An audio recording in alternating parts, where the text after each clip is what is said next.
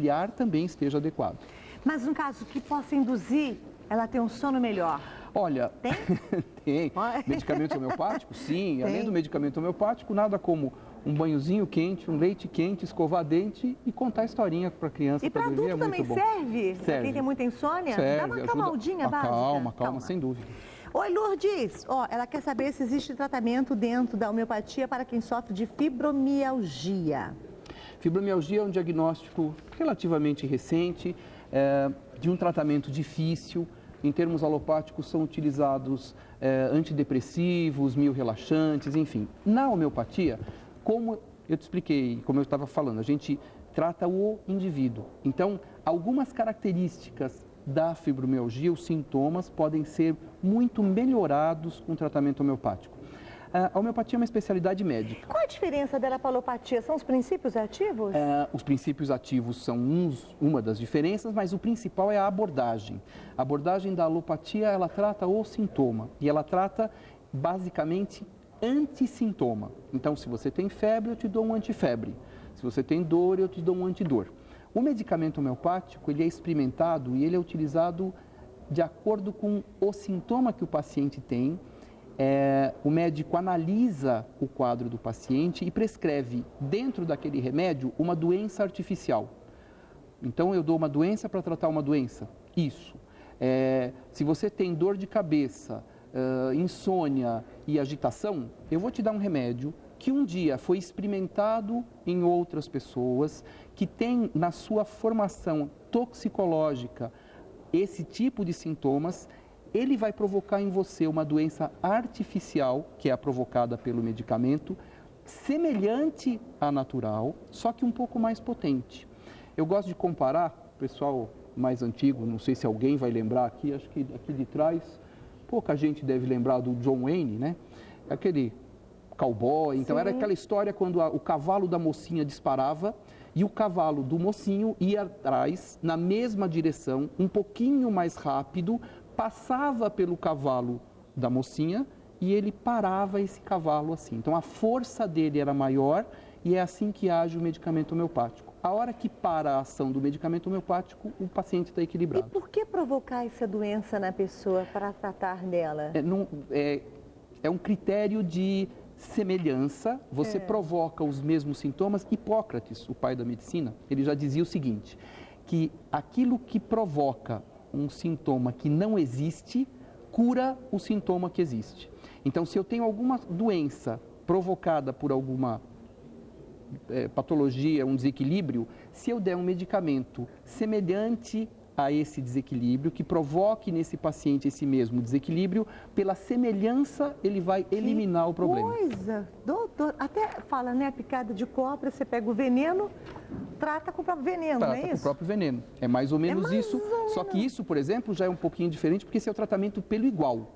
Eu te dou, como a vacina.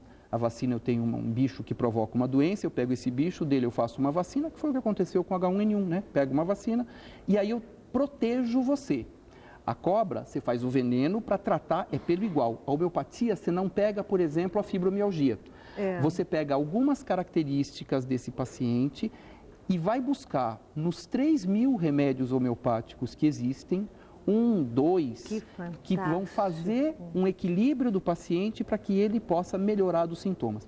Eu gosto muito de uma definição de medicina que tem no Aurélio, no dicionário do professor Aurélio, que fala que medicina é a arte ou ciência de prevenir, curar ou atenuar as doenças.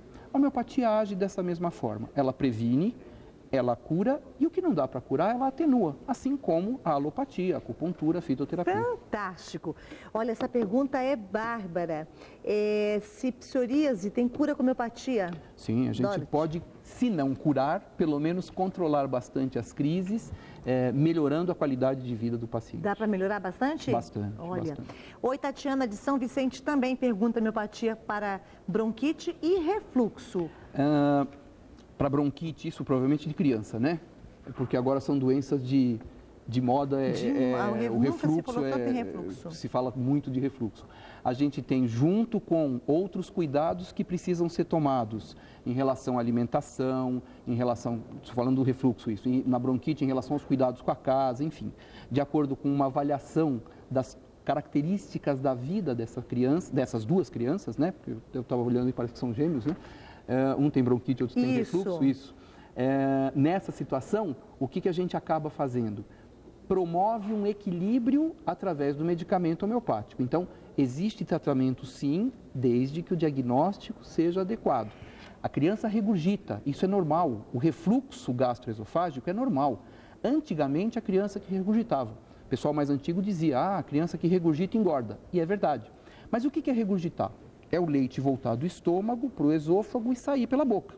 A criança regurgita até os 9 meses. Muito Mas não comum. é a frequência? Não tem crianças que têm mais do que outras? Tem crianças que têm mais do que outras e mesmo assim elas não têm doença do refluxo. Então, o que era antigamente regurgitar, hoje se chama refluxo gastroesofágico.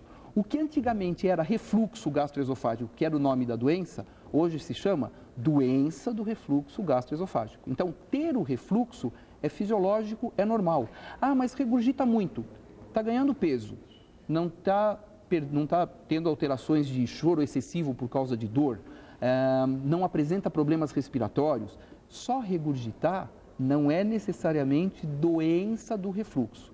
Então, esse é um cuidado muito importante para tomar. As mães que antigamente, né, acho que até hoje fazem isso, eu lembro muito da minha mãe com as minhas irmãs e sobrinhos. Acabou de mamar, tem que colocar ele aqui e esperar um pouco, porque ele regurgita, ele arrota, não sei se elas fazem isso hoje em dia. A gente orienta a fazer, faz sim, porque é importante que arrote depois de cada vez que aí já também melhora. Bom, olha outra pergunta aqui para a Luzenira.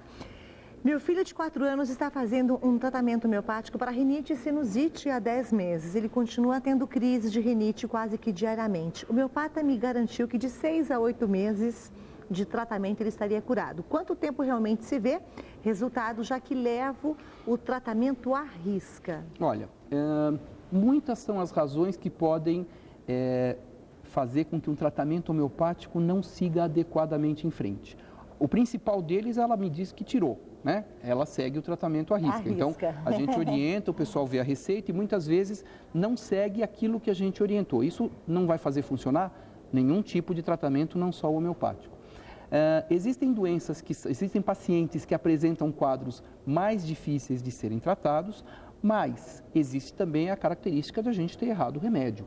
É tudo uma questão de conversar novamente com o médico, com o homeopata, se ela já faz esse tratamento há 10 meses e ele disse que de 6 a 8 meses já estaria melhor, é provável, é possível que esse tratamento precise de uma reavaliação e uma abordagem